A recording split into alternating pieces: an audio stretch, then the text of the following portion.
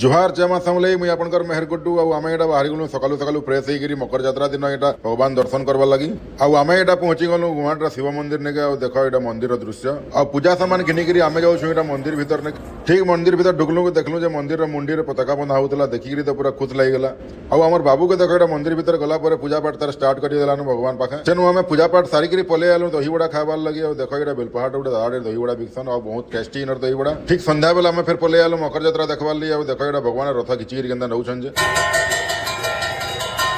अमर बेलपहाड़ पहला भगवान के रथरे आनुଥିଲେ लेकिन एखन भगवान के रथरे नहीं आनिकरी पालकी रे आनुछन देखो पालकी केते सुंदर लागुछ रास लड्डू और चावल देखिरी आपण माने जानि पकुथबे एटा मकर यात्रा प्रसाद बोलिकरी मकर यात्रा प्रसाद खाइकरी हमें पले आसलु जगन्नाथ भगवान रो दर्शन करवाली भगवान दर्शन करी सारलु और सेनु टिके मंदिर बढाने बुलाबुली करी सारलु और पले आसलु एटा कीर्तन होतला हमें कीर्तन देखबार लगी ने